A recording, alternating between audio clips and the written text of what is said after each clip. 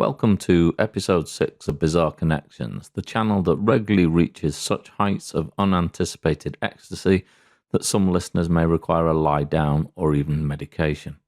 Last time we climaxed unexpectedly with Shrek, excuse the imagery, so that's where we'll pick up this time.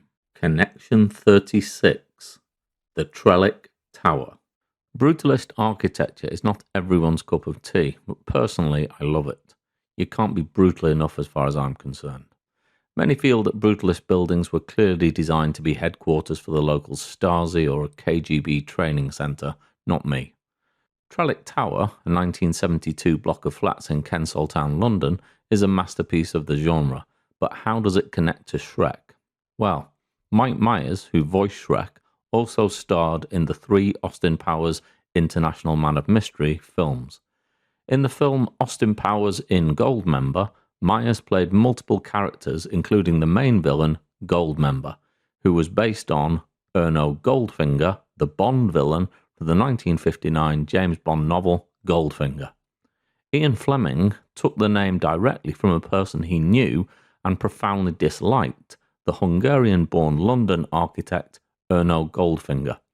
Part of the reason Fleming didn't like the real Goldfinger was because of his work. He was a brutalist architect who went on to create the Trellic Tower. From evil Bond villain namesakes, we get all cute and furry. Connection 37, guinea pigs. Few things in life are as cute as guinea pigs. It's strange though, isn't it? Guinea pigs are cute, but rats are evil. Is there really that much difference? Just an observation. The connection between the Trellic Tower and guinea pigs is to do with things that have names that cause complete confusion. Trellic Tower is a masterpiece of brutalist architecture.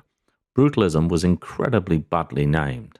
The name brutalism leads to confusion and misunderstanding. Most assume the name comes from the visual perception of the architecture as austere, angular, and, well, brutal. Not the case. Brutalist in this context derives from 2 French words, béton brut, which means raw concrete. Put simply, brutalist buildings are made with lots of concrete, nothing to do with their aesthetic style. Similarly, anyone trying to understand the origin of an animal called the guinea pig would assume 2 fundamental things. 1, it's from Guinea, and 2, it's a pig. Well, they come from South America, Peru, Bolivia and Ecuador, and they are clearly not pigs. It would be difficult to come up with a more confusing name. From bafflingly named creatures, we pay homage to the one and only king. Connection 38, Elvis Presley. Actually, no, I'm not talking about the king. I'm talking about the king. And there is only one the king, Elvis Aaron Presley. Like all musical legends, Elvis reinvented himself over his career, widening his appeal as he did so, but fundamentally his music did the talking. Timeless songs for the ages with a voice, what a voice. The connection between Elvis and guinea pigs is via Swiss laws, obviously. In Switzerland, it is illegal to keep a guinea pig, note, not guinea pigs, but a guinea pig singular. As social creatures, guinea pigs, not the Swiss, it is deemed animal cruelty to keep them on their own. A highly commendable, but clearly unusual Swiss law. Another unusual Swiss law makes it illegal to flush the toilet in apartment buildings after 10 p.m. due to the potential for noise pollution. The Swiss fear that indiscriminate flushing could cause a major toilet incident.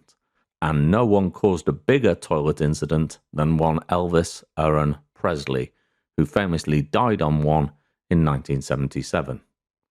From a guy with blue suede shoes, we make way for a bloke in a bright red suit. Connection 39, Santa Claus. Ho, ho, ho. Right, that's my attempt at Christmas cheer. Take it or leave it. Anyway, Santa connects to Elvis because they were both reburied. Elvis was originally buried at Forest Hill Cemetery in Memphis alongside his mother Gladys. Within weeks, a group of men had attempted to steal his body and demand a $10 million ransom for the body's safe return. The FBI intercepted them, but the incident showed the grave was not secure. With tens of thousands of fans visiting the cemetery, police and the Presley family realized they could not protect the grave 24/7. Both bodies were moved to the meditation garden at Elvis's home, Graceland, just 2 months after the king's death, where security could be fully controlled. They have remained there ever since. Santa, real name St. Nicholas, died around 343 AD. He was the Bishop of Myra, now in Turkey, and was buried in Myra Cathedral, which became a pilgrimage site for centuries. In 1087, sailors from Bari in Italy, fearing Muslim raiders might destroy or desecrate the relics, stole or rescued most of his bones and took them to Bari to the Basilica di San Nicola, a new basilica built in his honour where they remain today. Later, Venetian sailors claim to have found the remaining bones in Myra. These are now kept in Venice's church of San Nicolo al Lido, so there are 2 tombs, each claiming to hold the remains of Santa Claus. From one guy who is supposed to be able to do the impossible to another. Connection 40. The Pope. According to the doctrine of papal infallibility, the Pope is a man who claims he's incapable of doing anything wrong. Sure, it's astonishing there are any female Catholics at all. The connection between Santa Claus and the Pope is a simple but curious one. They both have their own postcode. Yes, if you address a letter to the Pope, Vatican City 00120, it will get there. Similarly, address a letter to Santa, North Pole, H0H0H0. See, I can see what they're doing. And it will never get lost in the post. From a unique living human, we move to a very, very common creature indeed. Connection 41. Anchovies. Anchovies are weird, tiny little fish, 2 to 6 inches in length, who travel in super shoals that can stretch out for miles. Extraordinarily agile and abundant, anchovies are an umami-flavored superfish, and some of them can even glow in the dark. They're a keystone species, providing food for countless predators, tuna, seabirds, dolphins, even whales rely on them for survival. The Pope connects to anchovies in a relatively simple way. St. Peter, originally named Simon, was one of Jesus' 12 apostles. Jesus gave Simon the name Peter from Petros, meaning rock, thereby symbolizing his foundational role in the church.